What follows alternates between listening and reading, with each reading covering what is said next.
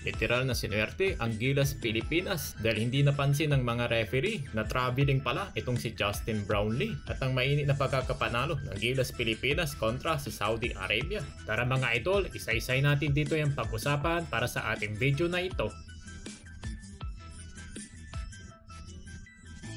So isang matinding laban ang nasaksihan natin kanina lamang at matinding panalo rin para sa ating national team. Tinalo lamang natin kasi ang national team ng Saudi Arabia sa final score yan ng 95-88. Umabot pa nga ang laban sa isang overtime. Para na nga dito sa nakapanood ng live ay alam nyo kung gaano ka-intense yung game na ito, lalo na nga para sa Gilas. Pero yes, alam natin na maraming Pinoy sa Saudi, pero syempre grabe pa rin ang dala ng suporta ng mismong home team dahil mismong bansa nila ito at sila mismo ang host sa FIBA Asia Cup ay malamang sa malamang ay wala tayong maipapalag dito, pero iba pa rin ang pinakita ng ating kababayan doon na talagang buong pusong sumusuporta para na nga sa ating national team. Pero kudos rin dito sa Saudi Arabia, grabe ang tinaas ng level ng laro ng team na ito. Yes, ibang-ibang team ng KSA ngayon ng ating nakaharap kung ikukumpara nga ito sa ating tatlong previous matchup, mula sa kanilang mga step ups ng mga players hanggang dito sa kanilang naturalized player. First quarter mga idol, kontrolado natin ang laro, pero although pagdating sa second period at third period ay nasa atin ng kalamangan, ay alam natin dito kung gaano kainit itong team ng Saudi Arabia ngayon, lalo na nga pagdating sa opensa. Kaya naman pagdating ng fourth quarter ay bigla na lang tayong kinulaps dito ng ating depensa. Pero yun na nga ay buti meron tayong dito Justin Brownlee na binansagan ng hero ng ating team. Ginamitan nito ng kanyang cold-blooded offense at dahil na nga dito nabigyan pa tayo ng tsansa ng KSA na makabawi at literal na sinuwerte tayo mga idol na hindi napansin ng mga officials na traveling pala itong si Justin Brownlee bago nga niya dito may pasok ang kanyang tres para may tabla dito ang game mula na nga sa pagkaka-overtime. Hindi ba mga idol no? Talaga naman na sinuwerte tayo dahil kung napansin ito ng mga referee ay siguradong uuwi na ng bansang Pilipinas ang ating national team dahil isang do or die ng game nga ito, hindi ba? At sayang na naman dito ang pagkakataon sa tournament ng FIBA Asia Championship Cup. Pero good thing, hindi yun na naging istorya. Pero hindi pa nga dito tapos ang game dahil tinake over ng ating mga young guns ang opportunity, lalo na ang ating NBA hopeful na si Kevin Campbell na kumamada ng 17